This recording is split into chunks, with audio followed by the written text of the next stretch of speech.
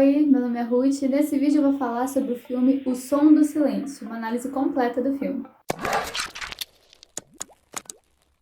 No filme O Som do Silêncio, o baterista Ruben, ele acaba perdendo a audição de uma forma repentina e então ele precisa se adaptar a essa nova realidade.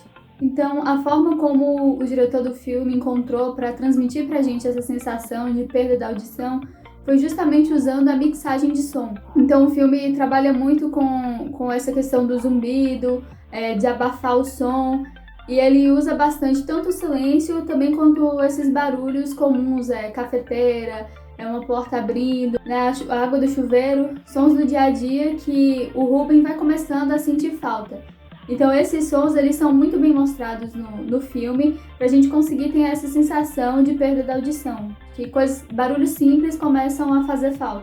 Então ao mesmo tempo em que esse filme é um filme mais silencioso por não ter tanto uma trilha sonora que acompanha o decorrer do filme, mas ele também é um filme que tem bastante som por conta dessa mixagem de som, por conta desses pequenos barulhos que o filme tem. Justamente para mostrar pra gente esse contraste entre ter som e não ter, né? Entre ouvir e não ouvir. E claro, a atuação do protagonista, que é interpretado pelo Riz Ahmed, ela foi muito boa também, porque ele conseguiu mostrar pra gente como é que um cara que tá perdendo a audição reage dentro do dia a dia, né? E diferente da gente, ele não tá ouvindo aqueles efeitos de som que o filme traz, né? Ele não escuta o som abafando, os ruídos diminuindo e tal. O ator, ele não tá ouvindo essas coisas na hora que ele tá gravando. E mesmo assim, ele conseguiu expressar muito bem qual era o sentimento do personagem. E quando eu tava assistindo o filme, eu não tinha reparado, mas esse ator ele já trabalhou no Star Wars e também na Marvel.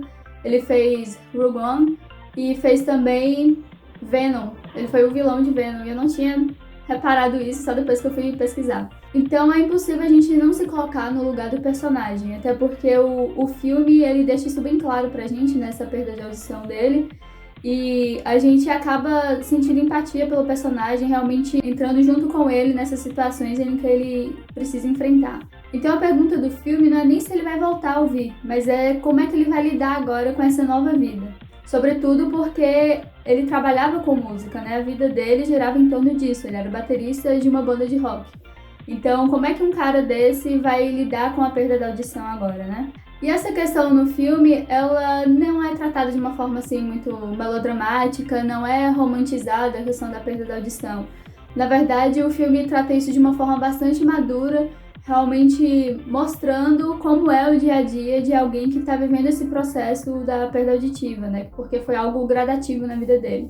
Então a questão do filme é realmente trabalhar os processos, essa mudança que o Ruben agora vai ter que viver na vida dele. Então é justamente isso que o filme trata, sobre esse processo de transformação em que ele está vivendo. Como o próprio Joey no filme, ele fala, né, que eles não enxergam a deficiência auditiva como um problema.